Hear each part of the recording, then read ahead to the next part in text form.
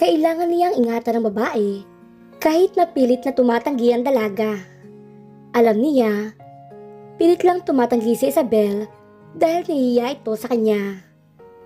Kung alam lang nito ang totoo, walang ibang dapat sisihin sa kagipitan nito kundi siya. Dahil sa lihim na kasalanan na hindi niya maamin sa dalaga. Pero walang lihim na hindi nabubunyag. Walang kasalanang hindi pinagbabayaran. Sana lang may kapalit na kapatawaran ang kasalanang iyon. Dahil hindi na niya kaya mabuhay nang hindi si Isabel ang kapiling. Magandang araw po sa inyong lahat mga giliw naming tagapakinig. Samahan niyo po sana ako sa isa na namang love story na tiyak na magpapa-inlove sa ating lahat. Mga kwento na magpaparamdam ng pusong sugatan, mga pusong sawi at mga pusong puno ng pagmamahal. Pero bago tayo magpatuloy, kung bago ka pa lamang sa aking channel, ay pakilike po ng ating video. Paklik din ang subscribe button, gayon din ang bell icon para lagi kayong updated sa mga parating ko pang uploads. Okay, sige. I'll be there in just a minute. Pababa na ako sa... Paano mo nagawa sa akin to, Marcos? Natigilan si Andrew sa gagawin sana ng pagpisil sa boto ng elevator nang marinig ang malakas at galit na tinig ng isang babae. Isabel, please. Let me explain. Explain what? Sige na, Alvin. Basta hintayin mo na lang ako dyan. Wika ni Andrew bago niya pinutol ang tawag. Si Danica, wala lang yun. Ikaw ang mahal ko at... How dare you? Ako ang mahal mo? And yet, ang babaeng yun ang kasiping mo sa kama. Curiosity ang nag-joke kay Andrew na hamakbang patungo sa palikong pasilyo upang silipin kung sino nag-aaway. I'm sorry. Naging mahina lang ako. Si Danica nagpunta rito sa condo unit ko at... Lumagapak ang pisngi ng lalaki sa malakas na sampal ng babae. Bagya namang napakubli si Andrew sa pagkakasilip niya dahil baka makita siya ng mga ito at masabihang pang tsismoso. Ah, ganun. Oo nga naman. Pare na lumalapit sa manok. Bakit nga ba hindi mo patutukain? Hindi naman sa ganun, Isabel. Kaya lang... Okay, fine. Lalaki ka. Mahina ka sa tukso. Tao ka lang. Ano pa ha? Ano pa ang kakatwiran mo sa kalokohan mo? Isabel, mahal kita. Nangihina na lamang nalaglag ang balikat ng lalaki habang hawak pa rin ang dulo ng tuwalyang nakatakip sa ibabang bahagi ng katawan nito. Lokohin mo na ang iba. Wag lang ako, Marcos. Pero kahit kailan, hindi na ako maniniwala sa'yo. Pagkawika niyon, ay tinalikuran na ito ni Isabel at patakbong tinungo ang elevator. Isabel, wait! Nag-aalangan naman ang lalaki kung susundan ito o hindi na dahil sa kanyang ayos. Agad namang humakbang patungo sa elevator si Andrew nang matanaw na palapit na sa gawin niya ang babae at kunwari ay noon lang niya pinindot ang boto ng elevator. Bumukas ang pinto ng elevator at naunang pumasok si Andrew. Going down? Pasimpleng wika ng binata. Tahimik lang na pumasok ang babae na bahagyang nakayuko habang pinapahid ng panyo ang mga luha sa pisngi. Sumara na ang pinto ng elevator at dahan-dahan na iyong bumaba. Tahimik lang sa loob ng elevator dahil silang dalawa lang ang sakay niyon. Pero lihim na nakikiramdam si Andrew. Habang palihim at pasimple niyang sinusulipan ng kasabay na babae sa kaharap na dingding ng elevator na yari sa malabong salamin. Ang ganda naman talaga niya. Ang lakas ng dating. Pasaway ng lalaki yun para lukuhin ng ganito kagandang babae. At hindi maiwasan ni Andrew na makadama ng galit sa lalaking iyon at awa sa babaeng kasabay. Kung akong kasintahan ng babaeng ito, never ko siyang paiiyakin. Aalagaan ko siya sa abot na makakaya ko. May isang bahagi ng utak ni Andrew ang umaasa. Oh, bakit? Naranasan mo na bang magkaroon ng seryosong relasyon? Naranasan mo na bang mag-alaga ng karelasyon? Hindi ba takot ka nga sa commitment? Uwi ka ng bahagi ng isip ni Andrew. Napabiglagang binata nang tumunog ang bell ng elevator. Hudiyat na sinapit na nila ang unang palapag kung saan pareho silang patungo ng babae. Eksaktong bumukas iyon at mabilis na nakalabas ang kasabay niya. Nasundan na lamang ni Andrew ng tingin ng babae habang sa kanyang puso ay naroon ang pagnanais na kausapin, aluin, damayan at sundan ito. Pero hanggang sa nakalabas na ang babae, ay nanatili lamang si Andrew nakatanaw dito. Andrew, bilis! Napalingon na ang binata sa tumatawag. Ang pinsan si Alvin ang natanaw niya. Kaagapay nito ang 3 pang lalaki na pawang may edad na rin. Sila ang mga ka-business meeting nila sa araw na iyon. Kinalman niya ang sarili at lumapit na sa mga ito. At ilang sandali pa, tinungo na nila ang kalapit na restaurant para pag-usapan ang kontratang pipirmahan nila. Saglit na nawala sa isip ni Andrew ang babaeng umiiyak at ang pakikipagtalo nito sa lalaking nakatapis ang tuwalya. Well, wala talaga akong masabi sa iyo, Andrew. Natatawang wika ni Alvin habang umiinom ng alak. Bakit naman? Dahil ba napilit ko si Mr. Cheng na makapagsara ng deal sa construction company natin? Natatawa ring wika ni Andrew. Oo naman. Kami nga ni Mr. Mendoza ay hirap na hirap kumbinsihin ang hapon na yon.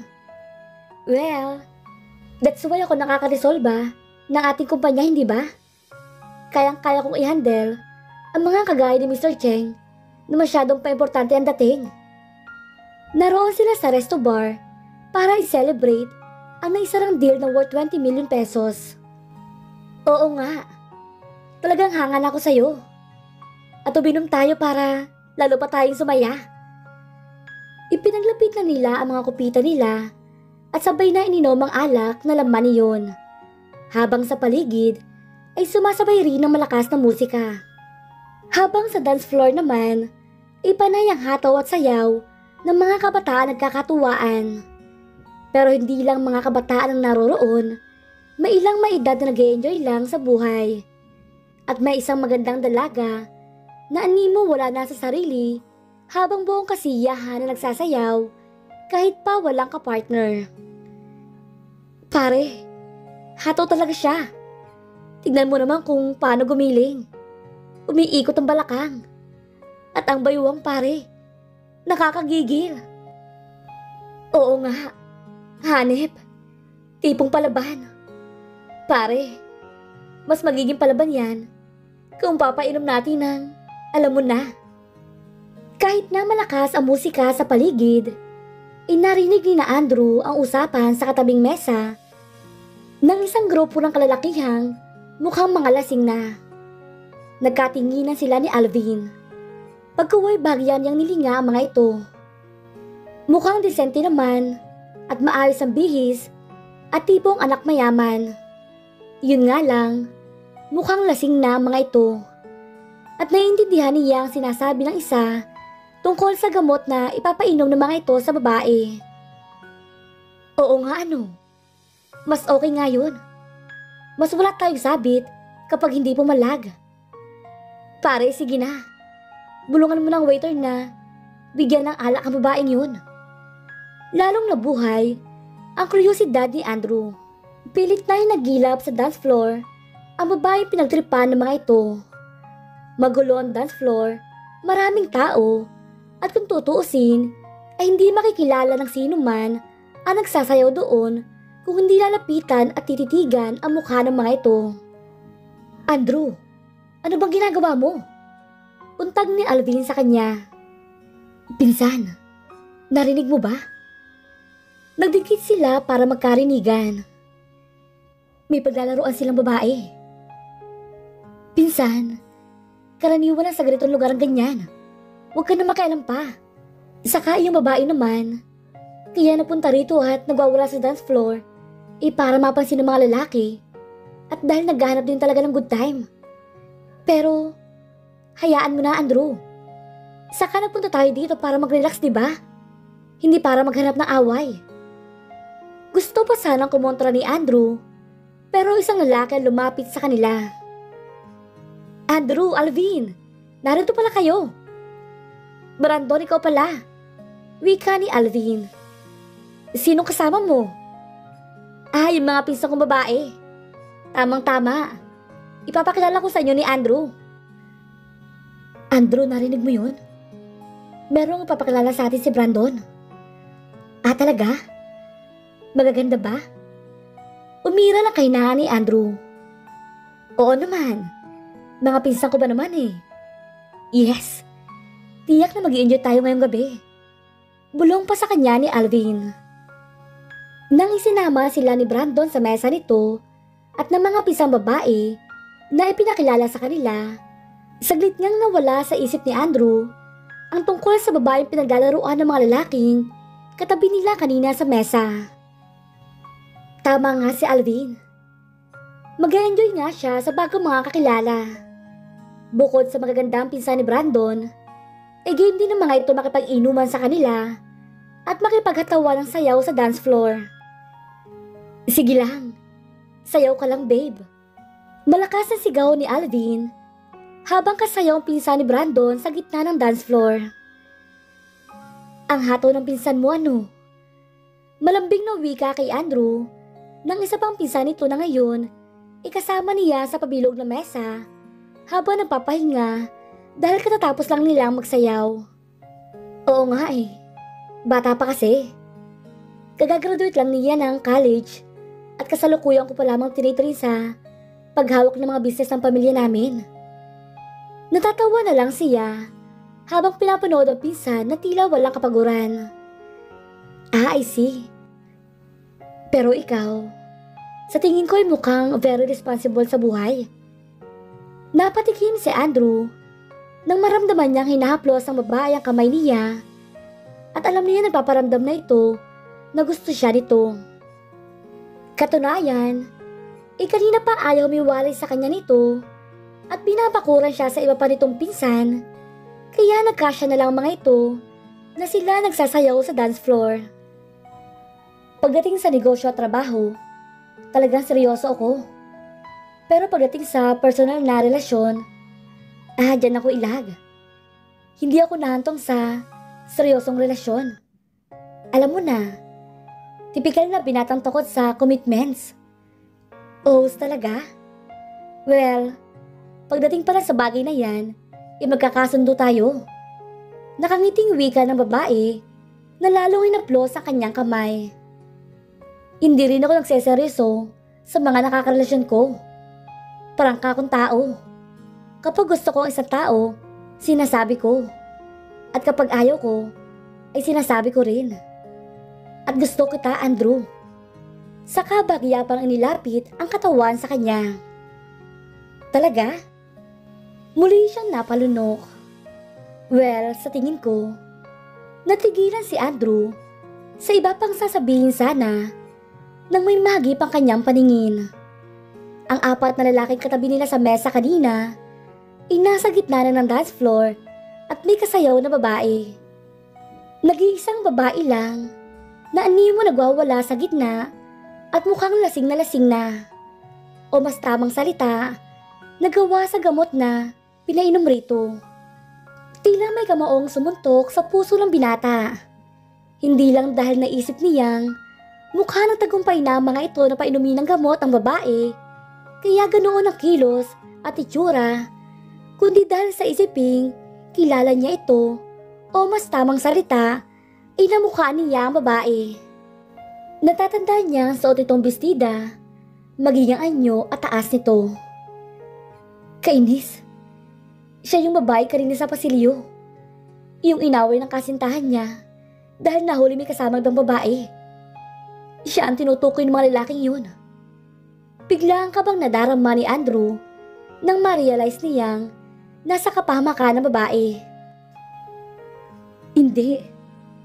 Baka kaya lang siya napunta rito para maglasing dahil sa sama ng loob niya, hindi para magwala at sayangin ang buhay nito. Bigla ay merong kakaibang damdamin na yumakap sa puso ng binata. Hindi siya papayag na masira ang babaeng iyon sa kamay ng mga lalaking iyon. Puprotektahan niya ang babae sa kamay ng mga masamang loob na iyon. Sandali lang ha. Biglang napatayo si Andrew. O bakit? Maang natanong ng kasama niyang babae.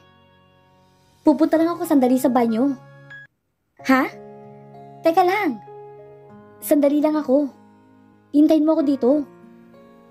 Wala itong nagawa, kundi ang mapadabog na lang at manuloy sa nguso nang tuluyan na siyang lumayo at umalo sa karamihan ng mga taong nasa gitna. Hey! Saan yung dadali ng pinsan ko? Nahawakan ni Andrew ang balikat ng lalaking umaagapay sa babaeng halos hindi na makalakad sa kalasingan. Ano? Anong pinsan ang sinasabi mo? Angil ng lalaki. Pare, masama yung ginagawa ninyo. Lumapit sa kanila ang dalawang malalaking lalaki na bouncer ng resto bar na hiningian ni Andrew ng tulong. Anong ginawa namin? Napamaang na rin yung tatlo pang lalaki na kasama nito na makagsasakay na sana ng van. Pinainom niyo ng gamot ang babae niyan, hindi ba? Ha? Agad na namutla ang mga ito. Mga pasaway kayo. Pinsan ko yan. Galit na hinarap ni Andrew ang mga ito. Gusto niyo bang kasuhan ko kayo? Talagang nilakihan niya ang tinig para masindak ang mga ito. Mga walang puso kayo. Idadamay pa rin yung resto bar namin sa gagawin ninyong kalokohan. Wika ng isang bouncer. Pare, hindi. Akala namin, wala siyang kasama at mga pasaway kayo. Baka akala ninyo, hindi ko alam ang plano niyo sa kanya. Sorry talaga. Hindi namin alam na may kasama siya. Pare, takbo na. Sanyas na wika ng isa sa mga kasamahan nito. Nagmamadali namang sumakay ng kotse ang tatlo pa. Pagkuway, umarangkada na palayo roon ang sasakyan. Aba, tatakas kayo ha? Hayaan nyo na sila. Wala namang nangyaring kapahamakan kay Isabel. Sa susunod na lamang, maging maingat at mapagmadyak kayo sa mga kagaya nila naghahanap ng customer ninyong babae na masisira ang buhay. Baka madami ang resto bar ninyo kapag may nagreklamo na sa lugar nyo naganap ang katulad nito. Oho, boss. Pasensya na. Okay lang yun. Pinangkunan ni Andrew ang babaeng wala na sa ulirat upang dalhin sa kanyang kotse. Sige na, ako nang bahala sa kanya. Iuwi ko na siya sa kanila. Tiyak na hinahanap na siya ng mga magulang niya. Sige po. Napapakamot na lang sa ulong, bumalik sa loob ng resto bar ang dalawang bouncer. Habang si Andrew naman ay isinakay na sa kanyang kotse ang babae. Nasaan ako? Wika ng babaeng habang inaayos niya ang upo sa unang passenger seat. Narito ka sa kotse ko. Saan ba kita ihahatid, miss? Ikinabit ni Andrew ang seatbelt nito at agad na sumakay sa driver's seat. Ayoko pang umuwi. Naging balisa ito sa pagkakaupo. Hindi pwede, miss. Lasing na lasing ka na. Tapos nakainom ka pa ng maling gamot. Gamot? Tumawa ng malakas ang babae. Anong maling gamot? Wala naman akong iniinom kundi alak. Tumawa pa rin kumapit ito sa braso niya. Alak ang iniinom ko kanina pa. Hindi mo talaga alam na pinainom ka nila ng gamot dahil inihalo yun sa ininom mo? O huwag kang malikot at baka mabangga tayo. Bagyan niyang pinalis ang kamay nitong kumakapit sa kanyang leeg. Ayaw mo bang yakapin kita? Isabel, please. Nagdadrive ako. Napailing na lang ang binata dahil makulit ang katabi at hindi maiwasang madikit ang katawan nito sa kanya. At ayaw man ni Andrew, hindi niya maiwasang madama ang init ng katawan nitong sumisingaw sa kanyang katawan. So, ayaw mong yakapin kita? Yun nga manloloko kong boyfriend. Hindi pala.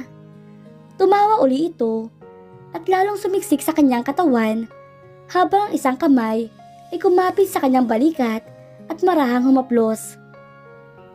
Ex-boyfriend ko na pala yun. Kaya free na ako ngayon. Muli itong tumawa at simulang haplusin ang balikat niya. Isabel, wag! Pilit namang inaalis ng binata ang kamay nito. Ano ka ba naman? Gusto ko lang namang madama ang init. Giniginaw kasi ako. Pero parang ang init ang pakiramdam ko. May lagnat ba ako? Malambing na tanong nito at lalo pang yumakap kay Andrew. Sandali, teka lang.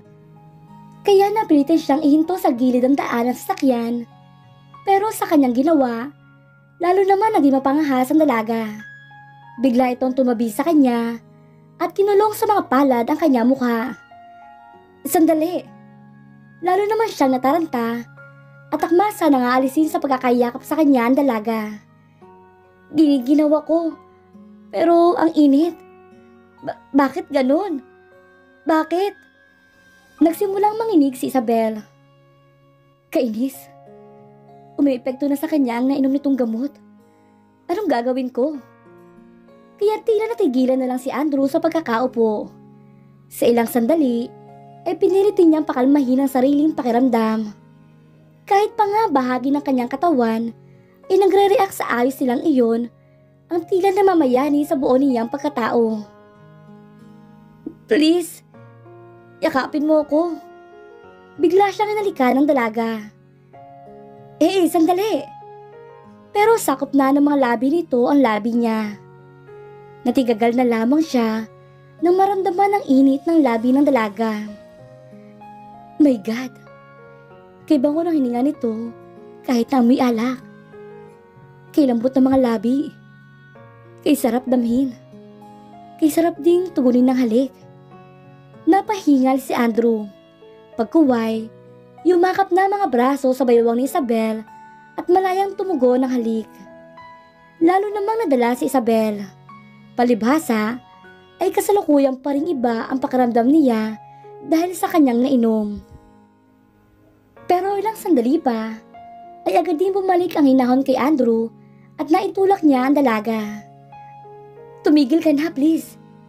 Habang ang kalooban niya ay humihiyaw sa pagtutol dahil sa sapilitang pagkontrol sa kanyang nadarama na sandaling iyon. Bakit? Ani mo puso naglalambing naman ito na hindi bumitaw sa kanya. Sa halip ilalo pang hinigpitan na yakap sa kanyang leeg at pilit na umaabot uli ng halik sa kanyang mga labi. Isabel, please. No, please. Kailangan kita. Kailangan ko ang halik mo. Please, kiss me once more. Napatigil sa pandinig ni Andrew ang pakiusap na iyon ng dalaga. Kaya na muli itong magtagumpay na pagtagpuin ng mga labi nila ay minsan pang nawala ng lakas ang binata na sawayin ito. At sa halip ay minsan pa niyang tinugon ang halik ng dalaga. God, forgive me. Please, give me strength to control myself. Pero sa sandaling iyon ay hindi magawa ni Andrew. At malaya nilang nagawa ang hindi dapat mangyari. Nakuha niya si Isabel at laking gulat niya nang matuklasan na wala pa itong karanasan at siya ang unang lalaki sa buhay nito. Kinaumagahan, napahawak sa ulo niya si Isabel.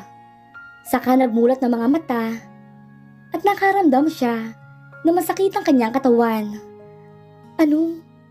Kusa siyang natigilan. Pagkuway napatingin siya sa puting kisame. Pamilyar sa kanyang kinaroroonan. Maging ang kanyang nalalanghap na hangin na kanyang... Oh my God! Napapalikwa siya ng bangon at luminga sa paligid. Naroon siya sa kanyang silid, nakahiga sa kanyang kama. Pero iyong pakiramdam na may naganap sa kanya ay damang-dama niya. My God! May nangyari sa akin. May gumalaw sa aking katawan. Bigla ang dating ng realisasyong iyon sa kanyang diwa.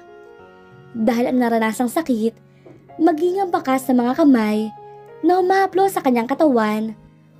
o ang mga halik sa kanyang mga labi ay parang nadarama pa niya. Hindi. Napali siya sa kama at tinakbo ang banyo. Humarap si Isabel sa salamin at nakipagtitigan sa kanyang refleksyon. At sa isang kurap lamang na kanyang mga mata, inaglabasan sa kanyang gunita ang mga naganap kahapon hanggang sa gumabi na. At ang naganap sa kanila ng lalaking hindi niya alam ang pangalan. Tiyak na magugulat si Marcus. Bihira akong pumunta sa kanyang condo unit kasi naman lagi siya napaparamdam na gusto na may mangyari sa amin. Ayoko nga. Kahit na ba kakasal na kami sa isang buwan, ayoko pa rin. Dalagang Pilipina tayo, no? No touch. Napangiti si Isabel sa sarili habang papasok sa elevator.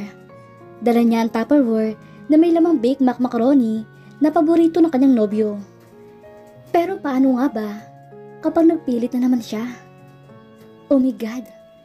Minsan parang hindi ko na rin siya kayang tiisin kapag nagiging mapusok na at panay ang pagsamo. Nakakaawa naman kasi ang kanyang nobyo. Sa loob ng 2 taon namin magkarelasyon, alam kong gusto na niyang makuha ako. At ako naman ay ganoon rin sa kanya. Sana ay mapigil ko pa rin si Marcus o mapigil ko pa rin ang sarili ko na matangay sa kanyang kapusukan. Hanggang sa makarating na si Isabel sa condo unit ang nobyo, ay nakangiti pa rin siya, bagamat kinakabahan. Sarado ang pinto ng unit. Marahil ay nasa office pa si Marcus. Sa bagay, meron naman siyang sariling susi ng unit ito na pilit binigay sa kanya ng lalaki dahil baka isang araw daw ay maisipan niyang doon na umuwi. You wish, sabi pa niya lagi kay Marcus. Pero ngayon ay heto na siya. Nasa harapan na ng pinto ng nobyo. Iyon ay dahil biglaan sa lakay ng pagkamis sa kanyang puso na makita si Marcus. Nagawa ng buksan ni Isabel ng dalang susi ang pinto. Sumalubong sa kanyang pandinig ang malamyos na musika mula sa bukas na component, habang ang centralized na aircon ay yumakap sa kanyang katawan ng dulot na lamig. Narito siya. Bakit bukas ang component? Baka maagang umuwi at nakatulog. Nagsimula siyang makbang patungo sa silid ni Marcus. Ngunit natigilan siya sakmang pagpihit ang doorknob ng pinto nang maulingan niya ang tila daing ni Marcus mula sa loob ng silid. Napalunok si Isabel. Bigla ang dating ng realisasyon sa kanyang utak nang marinig niya ang malinaw na sinabi nito. Maging ang pagdating ng realisasyon sa kanyang diwa. May kasamang iba si Marcus. Hindi pa man nakikita aktual na eksena, iyon na agad na pumasok sa kanyang isip. Gayunpaman, kahit nakambag na ang bagay na dahilan ng pagkasugat sa kanyang puso, sakali makumpirma niya ang hinala, ay hindi niya kinakatakutan iyon. Itinuloy niyang buksan ang doorknob at tumambad sa kanyang paningin ang kataksilan ng nobyo, kasama ang babae nito. Mga manloko! Mga bastos! Pakiwari ni Isabel ay sinakluban siya ng langit at lupa ng mga sandaling iyon. Ha? Sukat sa malakas niyang tinig ay otomatikong napadilat si Marcus. Isabel?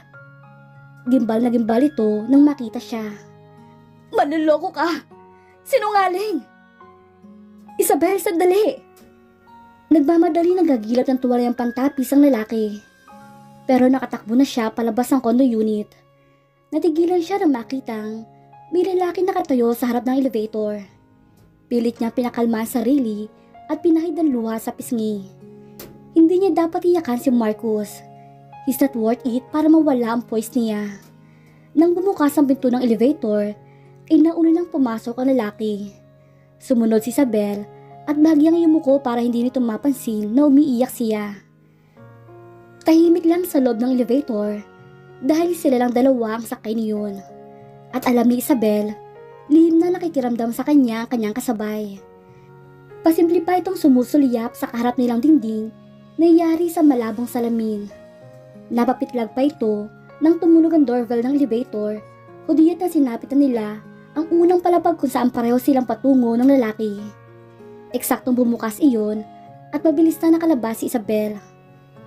Dumiretso siya sa main exit at hindi na nilingon ng lalaki na hinuha niya ay nakasunod pa rin ang tingin sa kanya. Dumiretso siya sa parking at sumakay sa second hand niyang kotse at pinaandar iyon. Kung saan siya pupunta ay hindi niya alam.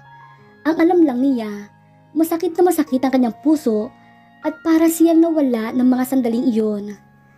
Sa isang resto bar humantong si Isabel. Wala siyang pakialam sa mga taong naroroon, maging ang kaingayan at katuwaan sa paligid. Dahil ang nais lang niya ay uminom, maglasing, saglit na takasan ang sakit sa kanyang puso. Pero ayaw niya mapag-isa, dahil baka sa kanyang pag-iisa ay kung ano pa ang kanyang magawa. Nakakainis naman si Misty. Kung kailan ko kailangan, saka naman wala dito. Inis na ini-off na lamang niya ang kanyang cellphone nang matanggap ang text ng kaibigan na hindi ito makakapunta sa kinaroroonan niya dahil nasa Batangas ito. Kaya sa pagkainis ng dalaga, ang napagbalingan niya ang pag-inom ng margarita na kanyang in-order. Hanggang makaapat na siya at dama na niya malakas sa tama niyon dahil sunod-sunod ba naman ang kanyang inom at order niya. Pero habang naparimi ang kanyang inom at order, nagiging magaan naman ang kanyang pakiramdam. Nagiging masigla siya at nawawala ang sakit o mas tamang salita ay namamanhid ang kanyang puso. Kaya hindi na maalaala ang pinagdaan ng sakit. Maging si Marcus ay nawala na sa kanyang isip o ang nasaksihang eksena. Basta masaya na siya, lalo pa't maya-maya lang, inaengganyo na siyang pumunta sa dance floor at nakipagsiksikan sa mga naroon sasayaw kahit na wala siyang kapartner. Lalo naging masaya ang pakiramdam ni Isabel. Ngayon na lang uli niya nagawa ito. Ang humataw ng sumayaw sa gitna ng dance floor na parabang walang pakialam sa paligid at sa mga tao nakakabunggo ang balikat niya. Ang huling punta niya sa resto bar ay noong graduation nila sa college at nagkatuwaan sila magkaklase na idaos ang selebrasyon ng matagumpay nilang pagtatapos. At pagkaraan niyon, inagpakabisi na siya sa pagre-review upang kumuha ng board exam at naging ganap ng CPA. At pagkatapos niyon, naging abra na siya sa pagtatrabaho sa isang bangko hanggang sa makilala niya si Marcus at nagkaroon ng bagong sentro ang kanyang buhay na saglit na nawala ng focus nung magkasabay na wala sa plane crash ang kanyang mga magulang may 2 taon na nakakaraan. At ngayon nga, muling naging malaya ang kanyang pakiramdam, malayang gawin ang kanyang nais. Nagpatuloy sa pagsasayaw si Isabel hanggang patuloy na umeepekto ang nainom na alak sa kanyang diwa dahil sa pagkakapikit niya. Maya-maya pa, isaglit na huminto siya sa pagsasayaw at bumalik sa kanyang mesa at akmang order ng drinks dahil naramdaman niya na bumababa na ang kanyang pagkalasing. Madam, drinks po. Pinabibigay ng gwapong iyon. Wika ng isang waiter na lumapit sa kanya. Ha? Ano yun? Margarita po, ma'am. Pinabibigay sa inyo ng gwapong iyon. Muli nitong tinuro ang mga lalaking nasa di kalayo ang mesa. Iirapan sana niya mga ito, pero napansin niya na gwapo pala mga ito. Mukhang mga disente at may kaya. At ang lasing pa niyang diwa ay natuwa at kinilig. Okay, tinatanggap ko. Nakangiting saad ni Isabel, saka itinaas ang kopitang may lamang inumin at nginitian ng mga lalaki sa kanya nakatingin. Nasiyahan naman ang mga ito sa ginawa niya. Maya-maya pa ay isa-isa na naglapitan sa kanya mga ito. Hi, Miss Beautiful. Hello guys. Thank you sa drinks ha. Itinaas niya ang kopita at bagyang ininom iyon. You're welcome, Miss Beautiful. Sayaw naman tayo oh. Please. Mababait kami. Saka mahusay kaming sumayaw. And since wala ka namang kasama, hayaan mong samahan ka namin. Mag-enjoy tayo ngayong gabi. Hindi pinansin ni Isabel ang munting tinig na nagbibigay ng babala sa kanya. O sige. At sa halip ay tugon niya. Pero bago siya sumama sa mga ito sa dance floor, ay diretso niyang ininom ang laman ng kopita. Napakurap si Isabel sa bahaging iyon ng alaala niya. Dahil ang mga sumunod na pangyayari ay wala na siyang matandaan pa. Oh my God! Apat ang lalaking iyon. Ibig bang sabihin ay hindi niya magawang ituloy ang isiping iyon. Ngunit alam niya, isang pagtaka sa kanyang mapait na sinapit ang itanggi sa isip ang bagay na iyon. Wala siyang nagawa kundi ang mag-iiyak na lamang. Hindi alam ni Isabel kung ano ang gagawin o kung paano haharapin ang lahat. Nag-iiyak na lamang siya maghapon at tila hindi nagkaroon ng puwang ang gutom. Maging ang tawag ni Marcus ay hindi niya pinapansin o kahit ang tawag na opisina ang pinapasukan niya. Namamagana ang mga mata niya sa kaiiyak. Sumasakit na rin ang kanyang ulo pero wala pa rin siyang mabuong solusyon sa problema niya. At ano pa nga bang mabubuong solusyon? Naibabalik ba niyo ng nawalang dangal? Nang sumapit na ang gabi, inakatulog na naman siya dahil sa pagod at sakit ng kanyang ulo at ang magising kinabukasan ay tila robot na nag-shower ang dalaga. Kailangan kong harapin ang mga nagawa ko. It's all my fault. Una ay mali ako ng lalaki minahal.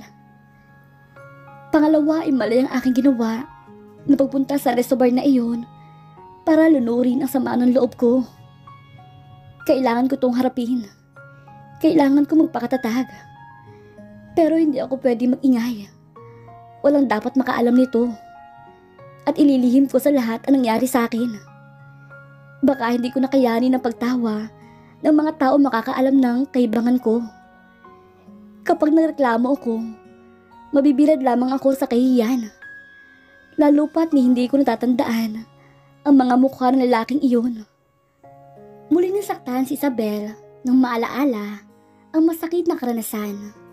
Pero pagkatapos niyon ay hinamig niya ang sarili at binalikan sa parke ng resto bar ang kotse niyang naiwang nakaparada roon. At pagkaraan pa ng ilang araw, buong tatag niyang hinarap ang buhay. Balik trabaho siya kahit pa wala ng sigla ang kanyang buhay.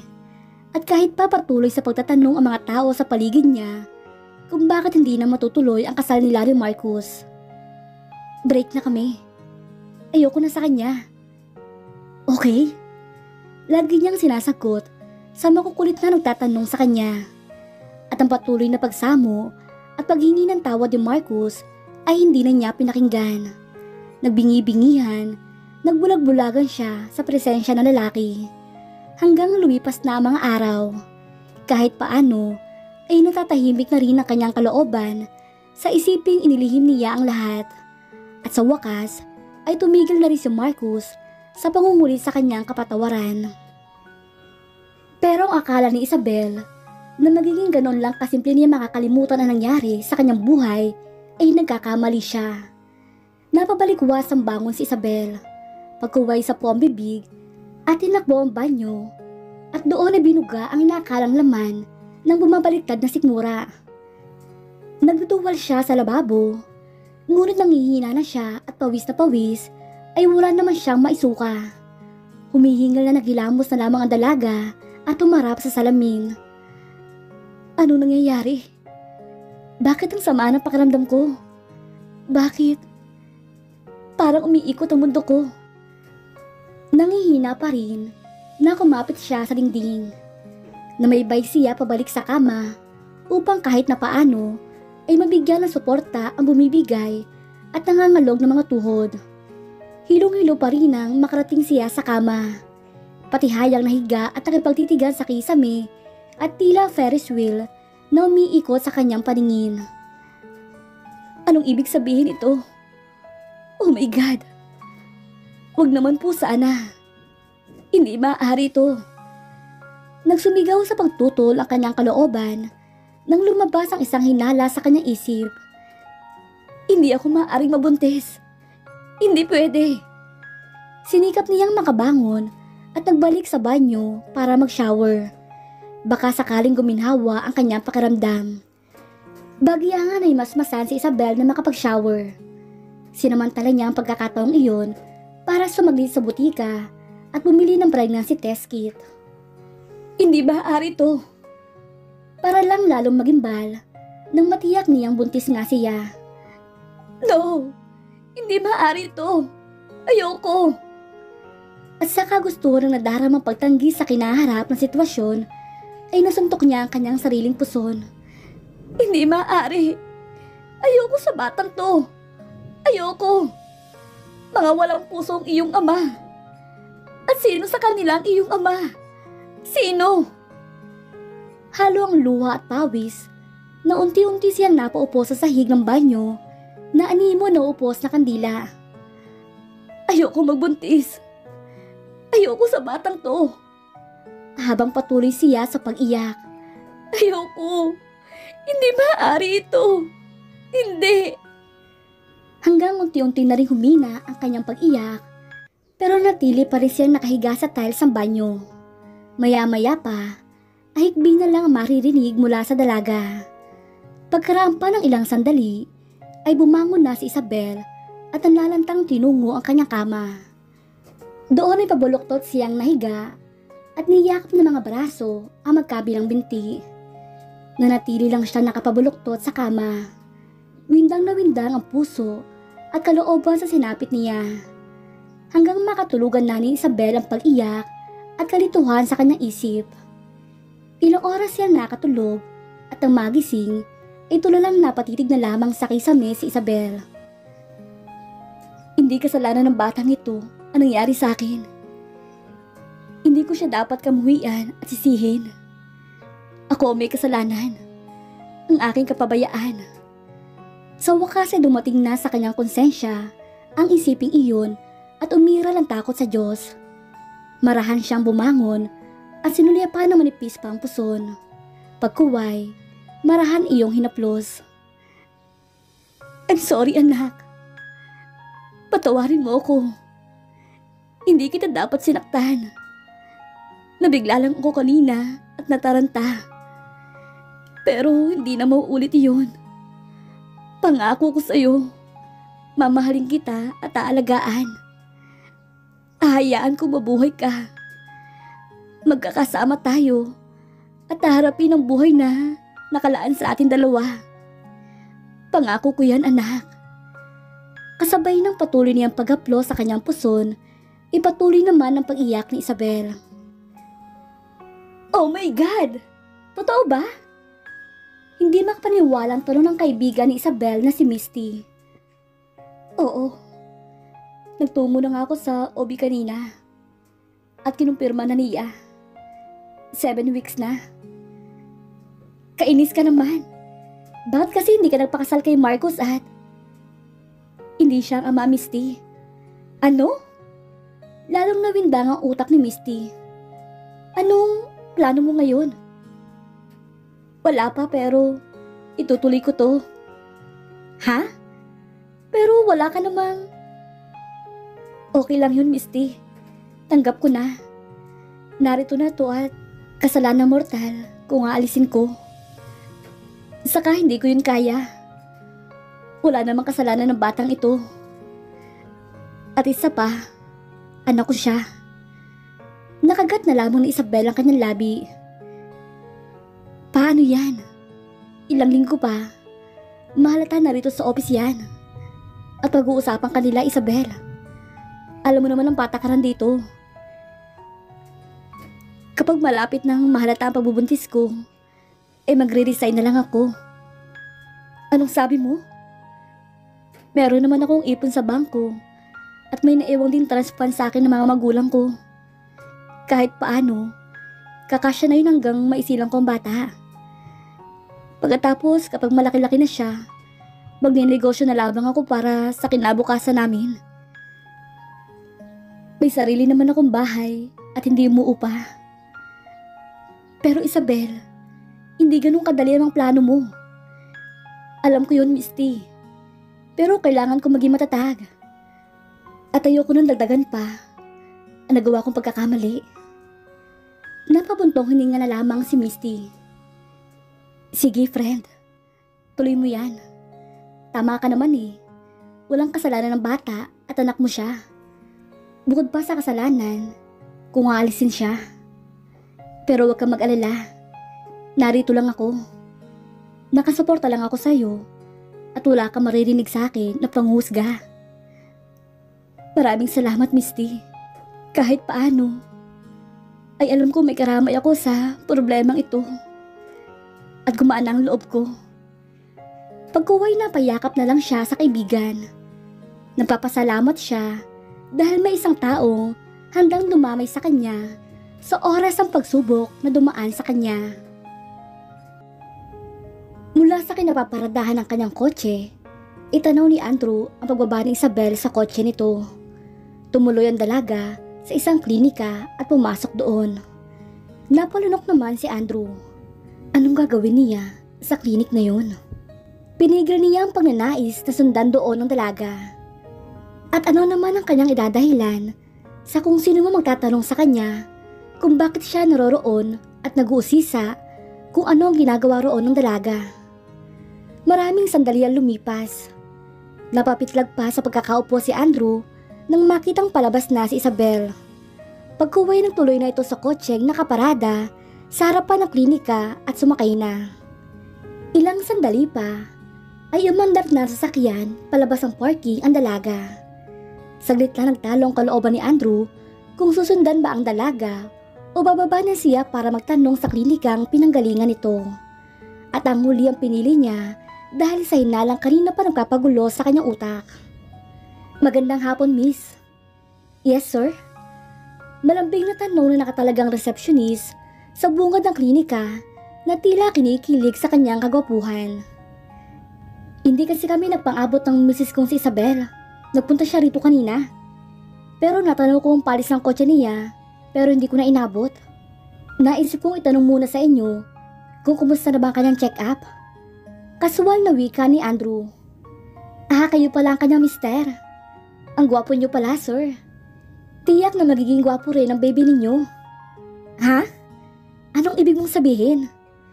Si sir naman, nagpapatawa. Siyempre dahil buntis sa misis mo ng 2 buwan, magiging daddy na kayo.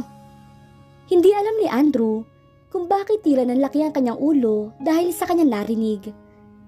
Si Isabel? Buntis? Oh my God. Sir, okay lang kayo? Ha? Oo, sige, salamat ha. Aalis na ako. Kapag nagbalik siya rito, wag mo sarang sasabihin na alam ko na ha. At kung maaari, wag mo na lang sabihin na dumating ako. Oh, bakit naman po, sir? Kasi tiyak na balak niya akong surprisahin sa magandang balitang iyon. Ayoko namang masira iyon kapag nalaman niyang alam ko na. Kunwari kasi ay hindi ko pa alam. At sa pagbalik naman niya rito at nalaman ko na pala, mababaliwala ang pagkukunwari kung wala pa akong alam, hindi ba? Oo nga no. Sige ho, sir. Hindi ko na lang sasabihin sa kanya. Salamat, miss. Nakahinga na maluwag si Andrew. Pero habang sakay siya ng kanyang kotse, nagtatalong isipan niya. Anak ko pinagbubuntis niya. Marinig siya na may nangyari sa amin. At sigurado ako ng gabing yun. Mula ng araw na yun, nasubaybayan ko na ang kilos niya. At sigurado akong hindi na niya inulit ang ginawang pagpunta sa resto bar na iyon. Hindi na rin nakalapit sa kanyang nobyo, kaya walang ibang lalaki nakakuha sa kanya. At ngayon, buntis si Isabel. Eksakto sa araw mula nang may nangyari sa amin. Oh my God! Ipinagbubuntis niya ang anak ko. Hindi may paliwanag ang damdaming nadama ni Andrew sa mga sandaling iyon. Ligalig, pagkalito, takot. Pero sa huli, may isang kakaibang damdamin na nadama ang kanyang puso. Katuwaan ba iyon? Kaligayahan? Dahil sa wakas, magkakaanak na siya. Sa edad niyang 30 anyos, kahit minsan ay hindi niya hinayaang sumabit ang kanyang iniingatan. Lagi siyang gumagamit ng proteksyon, kaya naman kahit sa maraming babaeng nauugnay sa kanya, ay sigurado siya na wala pa siyang anak sino man sa mga iyon. Pero ng gabing iyon, ay hindi niya naisip na protektahan ang sarili. At ngayon nga, ay nagbunga na iyon. Kailangan kong gumawa ng paraan. Hindi maaaring magiging kawawa una kong anak. Aniya sa kanyang sarili. Ano? Bakit naman bigla nang gagawin mong pagbabakasyon? Maang na tanong ni Alvin. Kailangan ko to at personal ang aking dahilan. I know I can trust you. Kaya ikaw nirecommend ko sa kanila na mag-take over sa lugar ko. I do believe na kaya mo na. Oo. You know I did my best para hindi ka mapahiya sa kanila. Pero hindi yun ang issue. Ang issue ngayon ay tungkol sa'yo. Nitong mga nakaraang araw, napansin ko nang palagi kang may iniisip. Madalas tulala at napapabuntong hininga. Bakit ba, Andrew?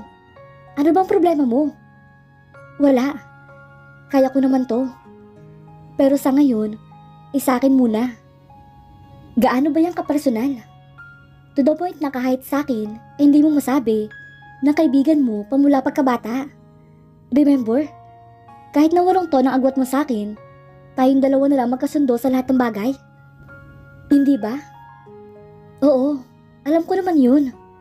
Pero sa ngayon, hindi ko pa kayang sabihin sa'yo. Anyway, sooner or later, ipapaalam ko rin sa'yo. Hindi na siya pinilit ni Alvin. Inunawa na lang nito ang paglilihim niya.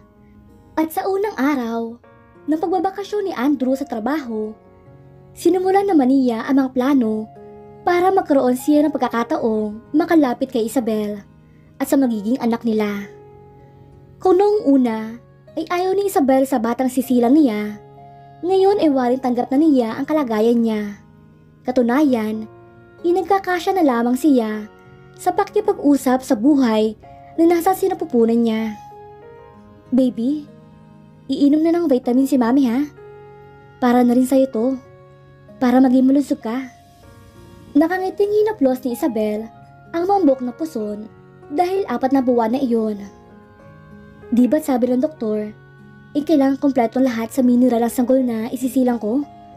Kaya heto, kahit madalas pa rin ako magsuka, palagi pa rin ako kumakain ng marami. Pagkuhay masuyo niyang hinaplos muli ang kanyang tiyan. Mga katok sa pinto ang pumukaw kay Isabel. Sino kaya to? Imposible namang si Misty dahil may pasok siya. Gayunpaman, tinungo ni Isabel ang pinto at binuksan iyon. Magandang umaga sa'yo, Miss. Bagyang natigilan ng dalaga nang mapabuksan niya ng pinto ang isang matangkad na lalaking may gwapong mukha at simpatikong ngiti sa mga labi. Sino ang kailangan ninyo? Kunot noong tanong ni Isabel. Bagamat tila may tumibok na kung ano sa kanyang puso. Ako nga pala si Andrew. Bagong lipat dyan sa tapat ninyo. Makikipagkilala at makikipagkaibigan sana ako sa bago kong kapitbahay. Anyway, may dala akong peace offering. Ulam. Ako ang nagluto nito. Ha? Kasi, sige na miss. Tanggapin mo na. Siya nga pala. Nandiyan ba ang iyong mama at papa mo? O kaya ang asawa mo? Napatingin ito sa maumbok ng niyang tiyan. Wala na akong mama at papa. Saka wala rin akong asawa. Ha? Ganun ba? Sorry. Akala ko eh. At salamat dito sa ulam. Tatanggapin ko to dahil masama raw ito maging sa grasya. Pero kung hindi mo mamasamain, may ginagawa kasi ako. Sige, isasaling ko lang to. Pakintay na lang ng lalagyan. Sandali, miss. Ngunit tuluyan nang tumalikod ang dalaga matapos ilapat pa sa pinto at inilak pa iyon. Napakamot na lang sa ulo si Andrew nang sumara pinto sa harapan niya. Kainis. Kahit pabalat bunga, hindi siya nagalok na pumasok ako. Tapos, napagsaran pa ako ng pinto. Pero natili siya nakatayo sa harap ng pinto hanggang muling bumukas iyon. Eto na ang mangkok. Hindi ko na hinugasan dahil masama raw. Anyway, sige ha. Maraming salamat uli. Okay, you're welcome and... sige may ginagawa pa ako. Napailing na lamang si Andrew nang minsan pang sumara ang pinto sa kanyang harapan. Ay Isabel, napalingon ang dalaga mula sa pamimitas sa landang-dahon sa tanim niyang orchids. Ang bago niyang kapitbahay ay nakasilip sa siwang na mga bakal ng bakod niya. Pinilit naman niya itong ngitian. Ang gaganda naman ng mga tanim mo. Mukhang malamig ang kamay mo sa halaman. Ngiti-ngiti pa rin na wika ni Andrew. Medyo lang. Kasuwal lang niyan tugon. Ako mahilig sa halaman. Kaya lang, hindi naman mahilig sa akin yung halaman. Nalalanta kasi sila. Baka mainit ang kamay mo. Sinagot naman ni Isabel ito dahil maging kabasusan kung hindi niya kikibuin pa. Isa pa, nasa labas naman ito ng gate at walang magagawang masama sa kanya kung may masama man itong tangka sa kanya. Siguro nga. Anyway, nakalimutan mo yatang sabihin sa akin ang pangalan mo kahapon nang nagdala ko ng ulam. Ako nga pala si Andrew. Nasabi ko na sa'yo kahapon. Pero baka nakalimutan mo. Natigilan naman si Isabel. Sabi na nga ba niya? Doon na muli pupunta ang pakikipaglapit nito. Pero hindi naman talaga siya natural na suplada. Naging aloof lang siya sa tao, partikular sa mga lalaki dahil sa nangyari sa kanya. Isabel yung pangalan ko. Wika niya na hindi naman nag-abalang lingunin ito. Isabel? Ang ganda naman, bagay sa'yo. Hindi na kami buo ang dalaga. Ipinagpatuloy na lamang niya ang pag-spray ng tubig sa mga tanim. Siya nga pala. Nagluto ako ng champurado. Dadalang kita mamaya ha? Muling natigilan ng dalaga. Huwag na. Hindi naman ako mahilig sa champurado. Saka hindi ako nagkakain ngayon. Hindi pa kasi tapos ang paglilihi ko. Puro prutas lang ang madalas kong kinakain. Ganoon ba? Oo. Sige, papasok na ako sa loob ha. Mainit na kasi. Sandali, Isabel. Pero nakapasok na ang dalaga sa pinto at agad iyong isinara. Nakakainis naman ang lalaking yun. Kausap ng kausap sa akin. At ano naman ang papala niyang kausapin ng isang buntis na gaya ko? Sa itsura niyang iyon, sigurado nagkandara pa ang madaming babaeng nagpapakyut sa kanya. Napakagwapo niya at ang ganda pa ng kanyang katawan. Matangkad pa, mukhang kay bango-bango at natigilan si Isabel sa mga isiping iyon. Ngayon lang niya na-realize, kahit pala aloof siya sa bagong kapitbahay, aware siya sa physical itong katangian. Sa bagay, sinong babae ba naman na may malinaw at normal na paningin ang kokontra sa kanya? Tigilan mo na ngayon, Isabel. Mahiya ka nga sa sarili mo. Alright, gwapo siya. Lahat na yata ng magagandang katangian ng isang lalaki, inasa kanya na. And so what? Anong karapatan mong humanga sa kanya? Hindi ka ba nadadala sa kalagayan mo ngayon? Wika ng bahagi ng isip niya. Ay, Isabel. Nakangiting bati ni Andrew sa kanya. Ikaw na naman?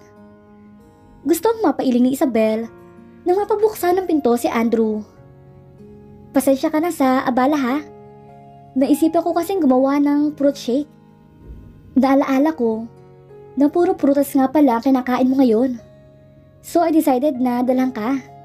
Don't worry, malinis na pagkakagawa ko niyan. Hindi naman sa ganoon. Alam ko naman na mukhang malinis ka mag-prepare ng food. Kaya lang, napabuntong hininga na lamang ang dalaga. Sige na nga, salamat. Kinuha niya ang malaking baso na may lamang fruit shake. Sandali. Sasaling ko lang. Isabel, sandali. Bakit? Baka naman gusto mo kong papasukin ngayon. May ngiti pa na saad ng binata. Natigilan naman si Isabel. Sa totoo lang, natutukso siyang tanggapin ang pakikipagkaibigan ni Andrew sa kanya. Pero may isang bahagi pa rin ng kanyang utak ang pumipigil sa kanya na gawin iyon. Pasensya na. Hindi talaga kita mapapatuloy. Ayoko may masabi sa akin ng mga tao rito. Pero, sige na. Salamat na lang dito sa fruit shake na dala mo. Pakihintay na lang ng baso. Isabel, sandali lang. Muli inilapat niya pasara ang pinto. Walang nagawa si Andrew kundi ang mapailing na lamang. Ang hirap talaga niyang paamuin. Pero hindi ako pwedeng mawala ng pag-asa.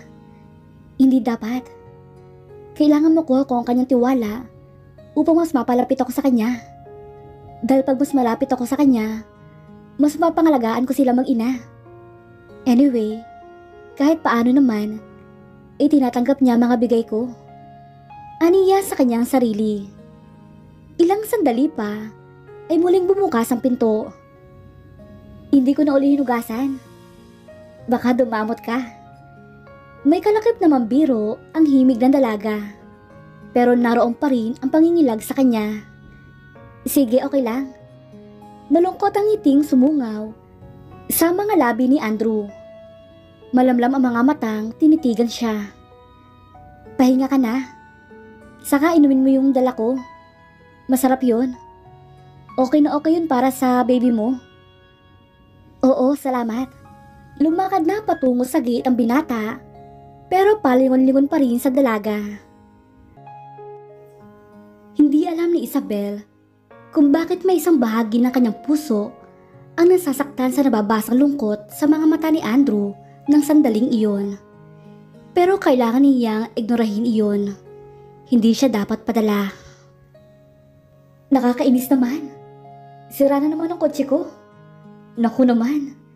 Ang hirap pa naman kumuha ng taxi kapag ganitong oras. Ayoko naman mag-jeep. Bukod sa mainit na, ay punuan pa at mainit. Pero wala naman ako magagawa. Makapaglakad na nga lang patungo sa labas ng gate ng subdivision. Wika ng dalaga sa kanyang sarili. Matapos sila ang kanyang bahay, ay lumabas na si Isabel ng gate at binabay ang kalsadang palabas ng subdivision. Tahimik lang siya naglalakad nang marinig niya ang busina ng isang sasakyan mula sa bandang likuran niya.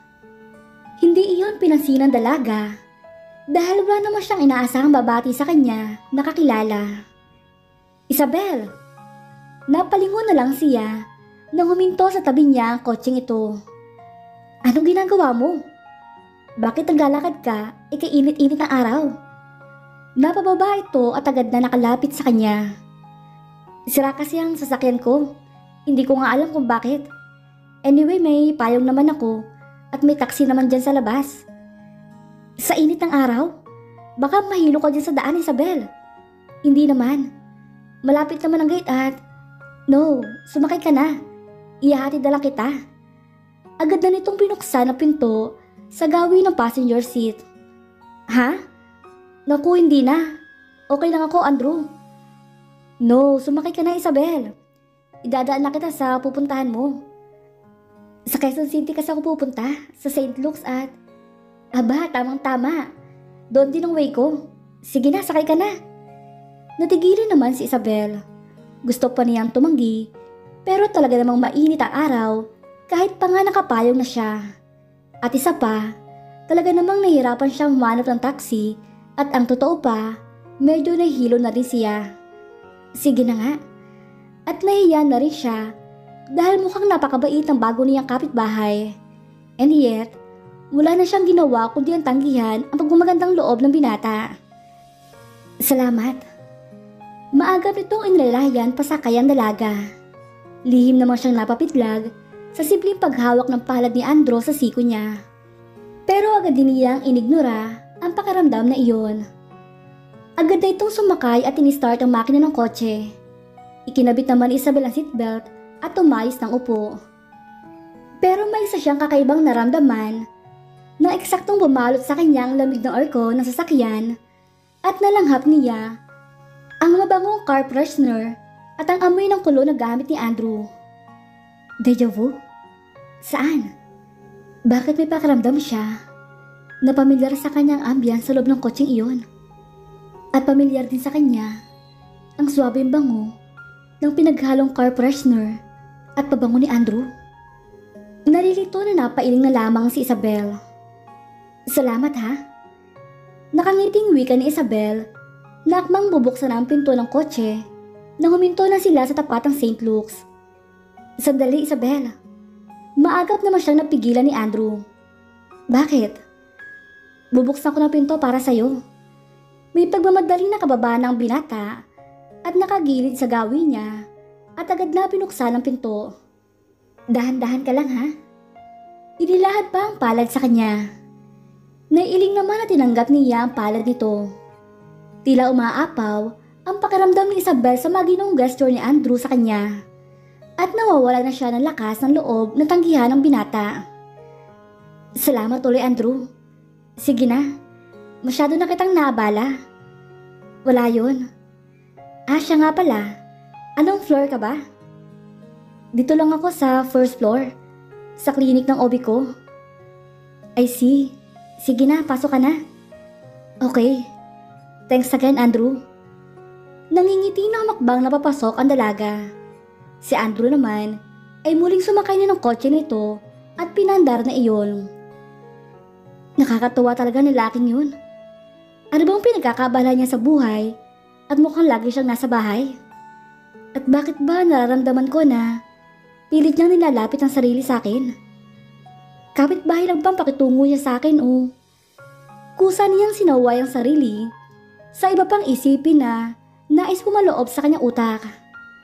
At ano pa nga ba? Isabel naman, ano ba nangyayari sa'yo at parang gusto mong mangarap ng kung ano-ano? Come on, wake up! Malaki na ang tiyan mo. Kung ano-ano pang iniisip mo. Tumingin ka nga sa sarili mo. Uwi ka ng bahagi ng isip niya. Pagkuway tinungo na niya ang OB para sa regular check-up niya at para sa bagong ultrasound na gagawin sa kanya ngayong 6 na buwan na ang kanyang tiyan upang malaman kung lalaki ba o babae ang magiging baby niya. Talaga ho? Babae ang magiging baby ko? Parang gustong maiyak ni Isabel nang sabihin ng doktora ang kasiraan ng kanyang pinagbubuntis. Nakatitig siya sa microfilm kung saan nababanag na niya ang hugis ng sanggol na nasa sinapupunan niya. Oo, a very healthy girl. Salamat naman po. Kaya ngayon, reresitahan na kita uli ng mga bagong vitamins ha? Oo, Doc, maraming salamat ulit. Matapos kuhanin ng mga reseta at nagbayad na siya, ay lumabas na ng klinik si Isabel. Hindi niya alam kung bakit, ganoon na lamang ang nadarama niyang katuwaan sa isiping babae ang magiging baby niya. Ngayon ay ipamimili ko na siya ng mga damit at gamit niya. Alam ko na kung anong kulay ng bibilhin ko para sa anak ko. Mga baby pink dress at Isabel! Napalingon siya sa tumawag. Andrew?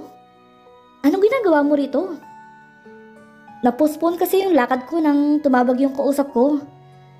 So I decided na balikan ka na lamang dito para isabay na umuwi sa atin at para hindi ka na mahirapan. Ha? Kasi hindi pa naman ako uwi eh. Dadaan pa ako sa mall para mamili ng mga gamit ng baby. Aba, di mas okay yun. Sasamahan na kitang mamili para hindi ka na mahirapan sa mga dala mo. Naku, wag na. Nakakahiya naman sa'yo. Ano ka ba? Para pat naging magkapit-bahay tayo kung hindi tayo magtutulungan, hindi ba? Isa pa, wala naman talaga akong gagawin sa bahay. Kundi manood lang ng DVD. Nakaka-boring na. Hindi na kasi ako masyado nakakapasyal sa mall mula nang lumipat ako sa lugar natin dahil nakakatamad minsan. Pero ngayon, pagkakataon ko na mag-ikot uli sa mall. Kasi, sige na naman oh, pumayag ka na Isabel. Promise, dadaling ko lahat ng mga bibilin mo. Hindi ka mabibigatan. At saka hindi ka mahirapan. Ililibre na rin kita ng merienda.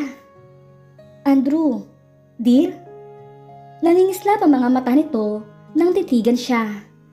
Titig na tila may kalakip na mahika dahil parang ayaw naman niyang tanggihan ito. Sige na nga, ikaw ang bahala. Napabuntong hininga na lamang na saad ni Isabel. Yes!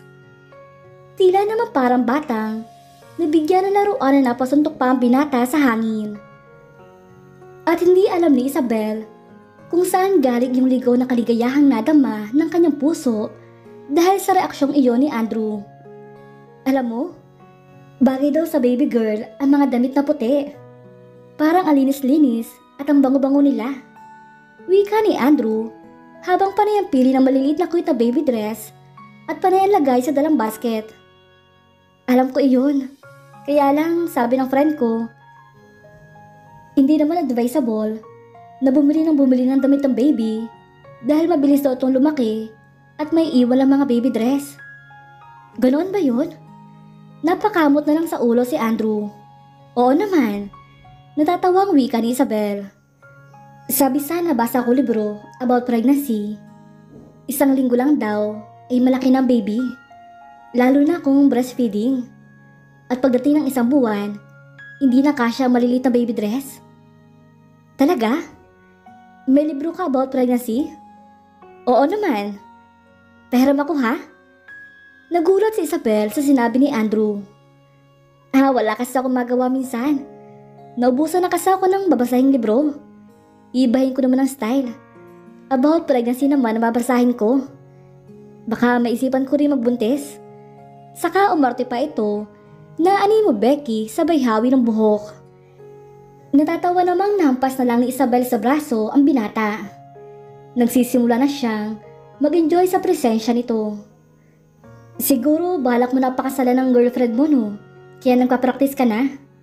Naisipan niyang biruin ito. Ha? Hindi Wala pa akong girlfriend. Wala? O wala na? Ano kasi? Napakamot ng ulo ang binata. Wala na uli? Minsan pa itong napakamot sa ulo. Napangiti naman ang dalaga. See? Imposible sa isang kagaya mo ang mawala ng karelasyon. At sigurado ako, sa ngayon ay wala na uli. But soon, magkakaroon uli, hindi ba? Teka, bakit ba sa akin nauwi ang usapan? Natatawang wika ng binata. Ikaw kasi, gusto mo magbasa ng libro about pregnancy? Oo nga po. Teka, doon tayo sa mga crib. Tumingin tayo ng magandang crib para sa baby mo. Naku, saka na lang. Kakapusin kasi ako sa budget ko. Mamimili pa ako ng ibang maternity dress dahil hindi na kasya yung iba. Hey, don't worry. Ako ang bahala sa crib. Sagot ko na yon. Ano? Ayoko nga. Ang mahal ng regalo ko na yun sa baby mo dahil babae siya. Andrew? Sige na, Isabel. Saka excited din ako nalaman na baby girl ang isisilang mo. Karamihan kasi sa mga pamangkin ko at mga pinsan, baby boy mga anak nila. Ganon ba? Oo. Saka advance gift ko sa baby mo para sa baby shower niya. Ikaw talaga, puro gastos na sa utak mo. At sino may sabi sa'yo na magpapa-baby shower ako para sa anak ko? Ha?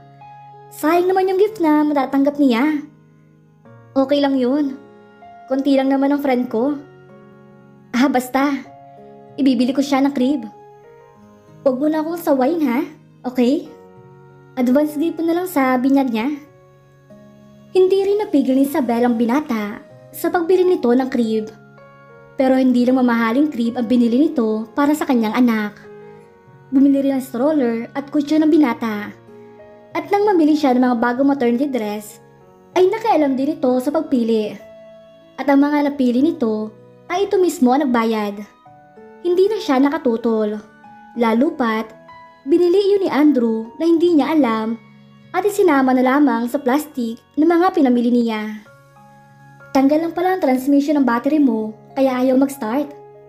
Natatawang wika ni Andrew matapos itong tingnan ang makina ng kotse ni Isabel. Talaga? Salamat naman. Akala ko'y malaking gastos na uli. Ang hirap din kasi nang walang alam sa makina. Sinabi mo pa.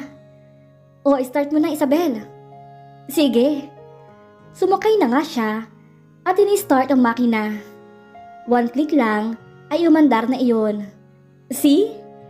Nagmamalaking pinakita pa sa kanya ni Andrew ang muscle nito sa braso. Ang yabang mo. Halika na nga sa loob at makapagmerienda ka na. Gutom lang yan. Natatawang saad ni Isabel. Talaga? Papapasukin mo ako sa loob at pakakainin ng merienda? Hindi naman makapaniwalang saad ni Andrew. Napabilis ang pagsunod nito sa kanya. Opo naman. Baka sabihin mo, masama ugali ko. Nakalibre na nga ako ng mekaniko. Magtitipid pa ba ako sa merienda? Yes, wakas. Gusto ko ng pizza ha? Kung meron ka dyan. Kahit spaghetti. O kaya naman, Oy, mister. Kaning lamig lang ang meron ako dito. Iinitin ko pati ang natirang ulam kagabi. Ano? Kuripo talaga nito. Maupo ka na nga. Ipaghahain kita. Natatawa ng sandok si Isabel ng kanin. Na ang totoo, ay bagong sinaing naman.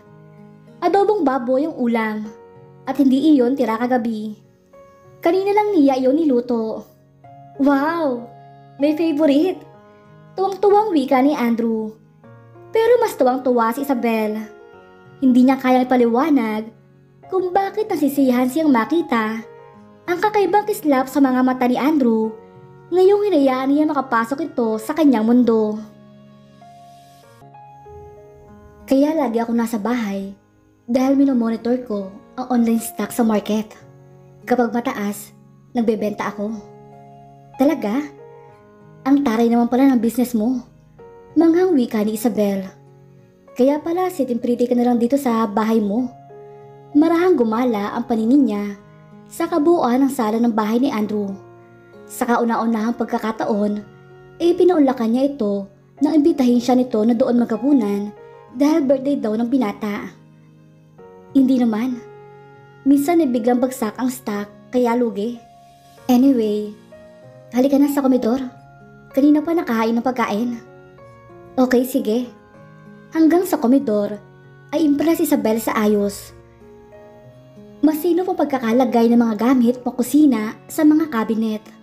Malinis ang gas range at ang mesa ay very class sa pagkakaayos ng dinner nila. With matching red roses pa at nag-yellow juice na kristal sa pitcher. Pasensya ka na ha. Hindi na ako bumili ng wine dahil bawal daw sa baby ang alcohol. Nabasa ko sa nahiram ko sa ebook na bawal pala sa buntis ang kahit na anong uri na alak. Oo naman. Saka kahit na hindi bawal sa baby ang alak, never na akong iinom niyon. Dahil sa alak, nasira ang buhay ko. Kusa siyang natigilan sa huling sinabi. Wala sa loob na napalingon si Isabel sa binata. Kitang-kita niya ang paglamlam sa mga mata nito at hindi niya maisip kung ano ang kahulugan niyon. Kakain na ba tayo? Untag ni Isabel sa tensyon na uli na umiikot sa ere. Oo, sige maupo ka na. Be my guest, Isabel.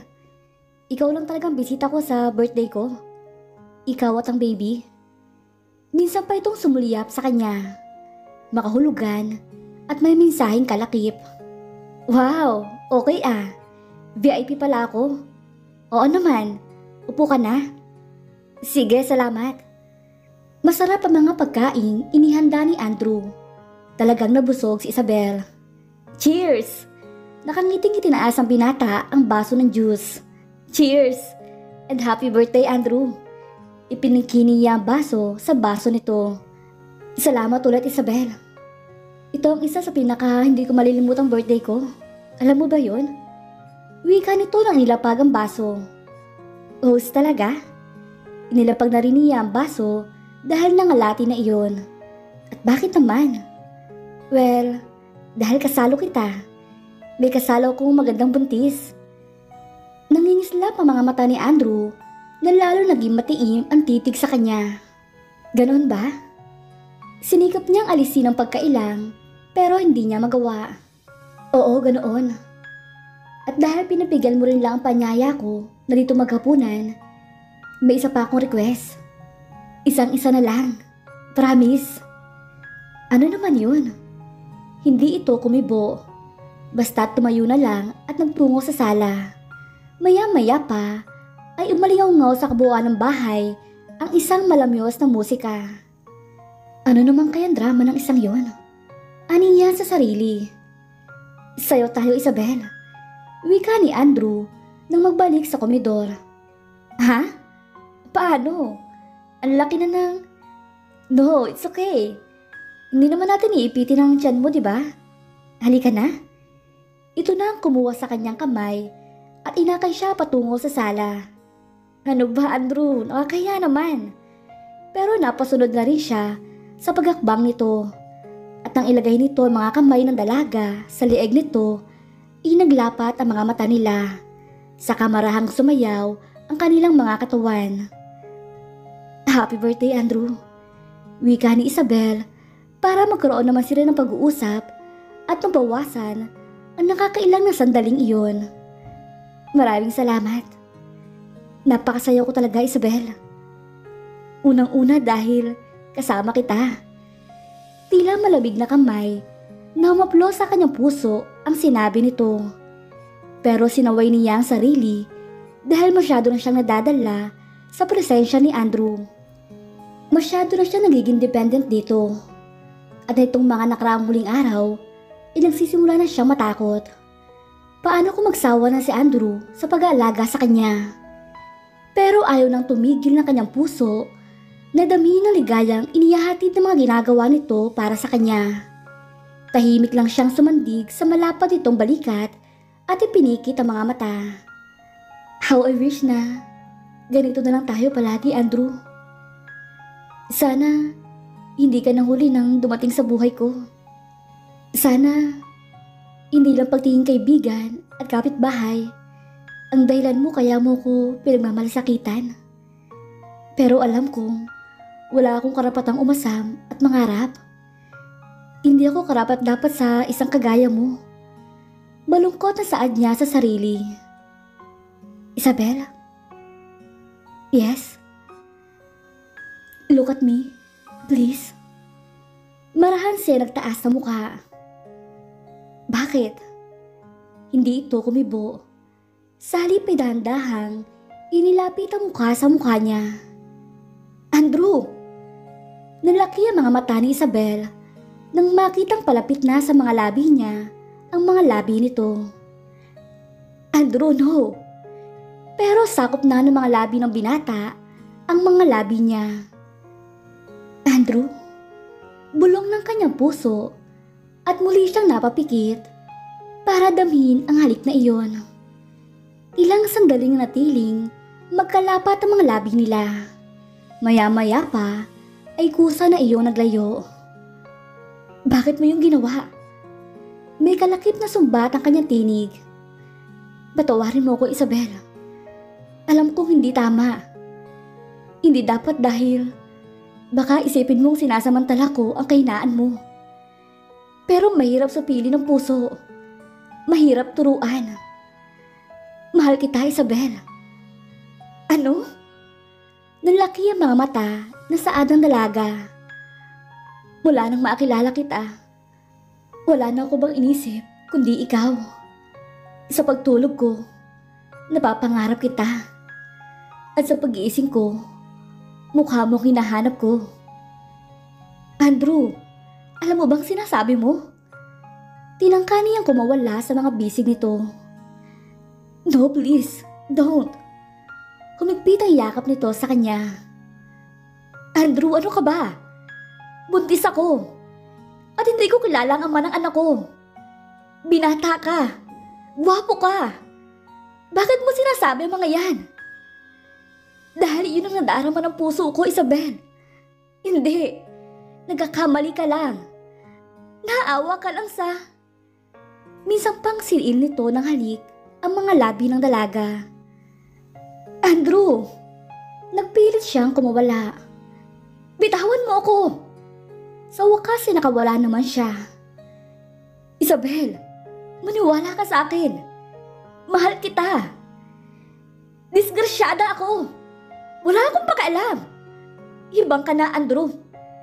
Oo, tama ka. Hibang na ako sa pag-ibig ko sa'yo, Isabel. Hindi. Dinadaya ka lang. Nangararamdaman mo.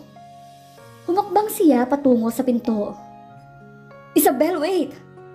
At mga hawakan nito ang dalaga. No, Andrew. Tumaas ang kamay niya para awatan ito sa paglapit. Hayaan mo na ako umalis. Hayaan mo na ako makapag-isip. Saka na tayo mag-usap. Isabel, bumukas sa mukha nito ang paghihirap ng kalooban. Please. Pagkuway, humakbang na siya palabas ang bahay nito. Magulo ang isip ni Andrew. Natutukso na siyang tawagan si Isabel para aminin dito ang totoo. Na siya ang ama ng anak nito at sa panahon ng pag-aalaga niya rito Talagang napamahal na sa kanya ang dalaga. Pero sa bawat pagtatangka ni Andrew, naduduwag ang kanyang puso. Paano kung magalit siya sa akin? At ngayon pa lang, kamuhian niya ako. Hindi ko na makikita man lang ang anak namin. Noon tumunog ang kanyang cellphone. Si Isabel? Bakit kaya? Hello? Andrew? Bakit? Okay ka lang ba, Isabel? Napabalikwa siya ng bangon. Masakit ang tiyan ko. Manganganak na yata ako, Andrew. Ha? Naku, teka. Hintayin mo ako. Pupunta na ako dyan. Bilisan mo. Ang sakit. Mawawala na yata ako sa sakit. Kumalma ka lang, Isabel. Darating na ako. Sige na. Bilisan mo, Andrew. Oo, wait. Agad na niyang ini-off ang cellphone at kinuha ang susi ng kanyang kotse bago lumabas ng bahay. Isabel, buksan mo to! Halos gibain na niya ang pinto nito. Andrew, lumabas ang pinto ang nakangiwing dalaga. Agad itong kumapi sa kanyang braso. Isabel, just hold on ha. Halika na. Dadaling kita sa ospital. Sandali. Ang mga gamit ng baby, nasa bag. Dalhin mo. Oo, sige. Kahit tarantang-taranta na, sa patuloy nitong pagdaing, nagawa naman ni Andrew ang lahat ng sinabi ng dalaga. Nagawa pa nga niyang ilak ang parehong bahay nila bago nagdala sa ospital si Isabel. Anong lagay niya, doktora? Napapalunok na tanong ni Andrew nang lumabas ang doktora sa OR. Nahirapan si Isabel. Malaki ang bata, pero kulang pa rin sa buwan. Pero nakapanganak naman siya. Maraming salamat po, Lord. Wika ng binata. Pero may isa pang problema. Ano ho yun, Dok? Masaya si Andrew nang malaman na nakapanganak na si Isabel. Pero natigilan siya nang may sinabi pa ang doktora. Nagkaroon ng infeksyon sa dugo ang sanggol. Kailangan niya magkaroon ng blood transfusion habang nasa incubator siya. Oh, bakit nangyari yun? Regular naman nagpapacheck up noong buntis pa si Isabel. At sigurado ako, iniinom niya lahat ng gamot na binibigay ninyo. Well, maybe, congenital lang kanyang kondisyon. Anyway, sa lalong madaling panahon, kailangan masalina na siya ng dugo para maging stable na kanya lagay. Okay, do that, Doc. Pero kailangan natin ng donor. At bukod sa mahina pa si Isabel, hindi sila pareho ng type ng dugo. Maybe the father will have the same type and... Sige ho, Doc. Magpapakuha ako ng dugo. Diretso ang tugon ni Andrew. So, you are the father? Naninigurong tanong ng doktor. Oo, doktora. Napalunok na lang si Andrew matapos sabihin iyon. Stable na ang baby sa incubator, miss. Mabuti na lang at nasalina na agad siya ng dugo. Talaga ho? Saan ho kumuha ng... Sa asawa mo? Mabuti na lang at sila magkatipo ng dugo ng anak mo. Dahil kahit na magka-type kayo ng anak mo, hindi ka naman pwedeng kuhanan dahil mahina ka pa. Sa asawa ko? Napamaang si Isabel sa sinabi nito. Oo, ma'am. Kay Mr. Andrew Del Socorro. Anyway, pumirma na ang mister ninyo ng birth certificate ng baby, kaya okay na rin yun. Samantha Del Socorro daw ang gusto mong name ng baby. Kaya na rin ang pinalagay niya sa birth certificate. Samantha Del Socorro. Maganda, di ba?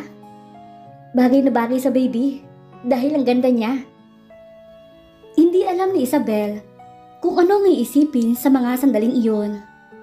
Pero ang sigurado niya ay may namumuo ng pagdududa at hinala sa kanyang isipan para kay Andrew. Bakit niya ginawa yun? Bakit niya pinalagay sa birth certificate ng bata na siyang ama? At nagkataon lang bang Pareho sila ng type ng dugo. Mariniyang pinikit ang mga mata. May nais balikan sa isip. Sa isang resto bar sa Malate, humantong si Isabel.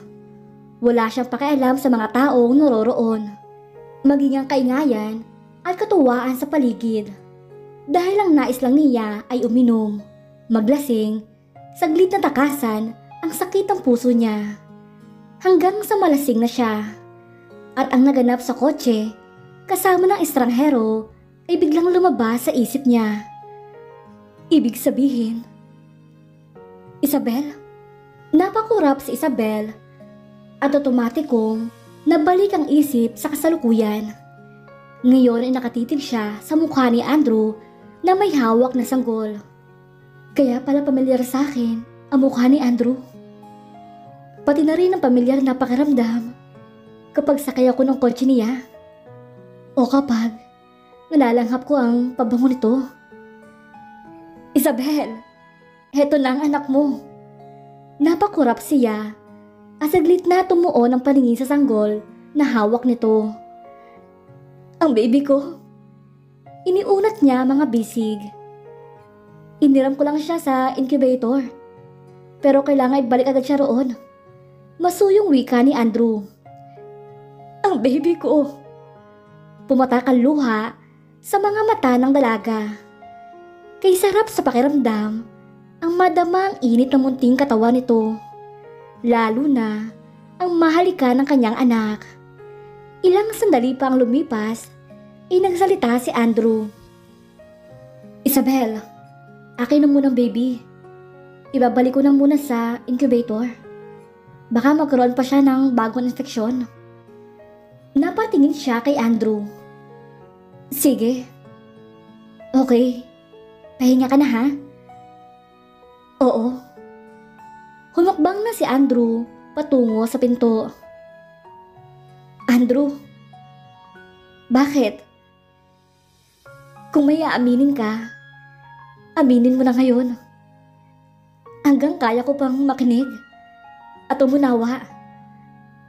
Isabel, halatang naging balang binata. Ibalik mo na siya sa incubator. Tapos, bumalik ka rito at mag-usap tayo. Pumatak ang luha sa mga mata niya. Nakaunawa naman ang binata at napatango na lamang. Iyon na nangyari, Isabel. Patawarin mo ako. Hindi ko napigil ang sarili ko. Pero pagkatapos nun, ay halos kamuyan ko ang sarili ko. Pero huli na. Inamin ko ng sarili ko at naghanap ako ng ID sa maliit mong bag. Kaya nalaman ko kung saan kita ihahatid. Pero maniwala ka. Mula ng araw na yun, hindi na ako natahimik. Araw at gabing binabantayan kita. Binalak na kausapin para panagutan na nagawa ko sa'yo. Pero palagi ako naduduwag. Hanggang malaman kong buntis ka nga. At noon ako nagpasya. Kailangang maalagaan kita. Ikaw at ang anak natin. Binili ko ang bahay sa tapat mo. At doon nagkaroon ako ng pagkakataon na mabantayan kita. Maalagaan. Makasama. So, planado ang lahat. Hindi sa ganun, Isabel. Masuyo nitong hinawakan ang kamay ng dalaga. Oo. Ang paglilinis lang ng konsensya ang mas totoong dahilan kaya hinangad kong makasama at maalagaan ka noon. Pati na rin ang sanggol na isisilang mo. Pero sa maniwala ka't hindi, sa simula pa lang, ay tumibok na ang puso ko nang makita kitang umiiyak sa elevator.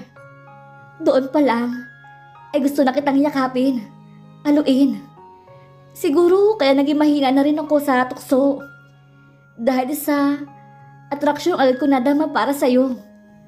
At nang magkasama na tayo palagi, ang paghangang iyon ay agad na napalitan ng pag-ibig. Isabel, nang sabihin kong mahal kita, hindi lang dahil sa baby na isisilang mo. Dahil mula yun sa puso ko.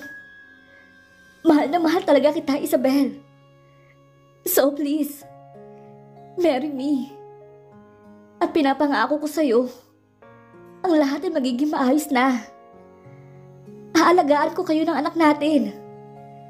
At babawi ako sa'yo sa lahat ng kasalanan ko.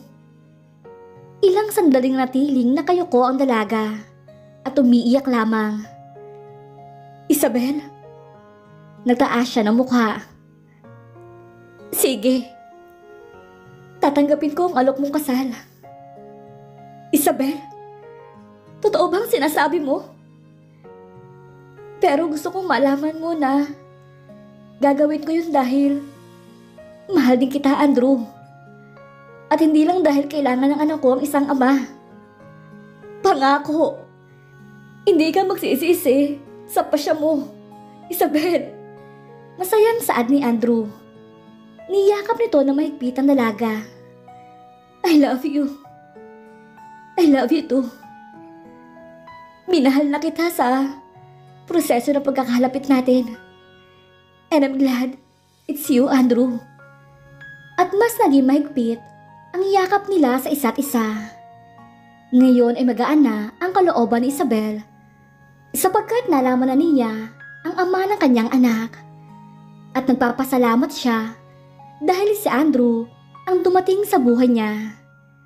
Ngayon sigurado na siya na magiging kumpleto na ang buhay niya, kapiling ng anak niya at ng pinakmamahal niyang si Andrew. Makalipas pa ang ilang buwan, ay kinasal na nga si Andrew at Isabel. Napakasaya nila mag-asawa, lalo na si Andrew, dahil tinanggap siya ni Isabel sa buhay nito. At pinapangako niya na gagawin niya ang lahat para maging mabuting ama at asawa. Wala na siyang mailing pa dahil kumpleto na ang buhay niya. At dito na po nagtatapos ang kwento ni na Andrew at Isabel. Sana ay muli ninyo akong samahan sa mga series story na nais kong ibahagi sa inyo. Maraming salamat po.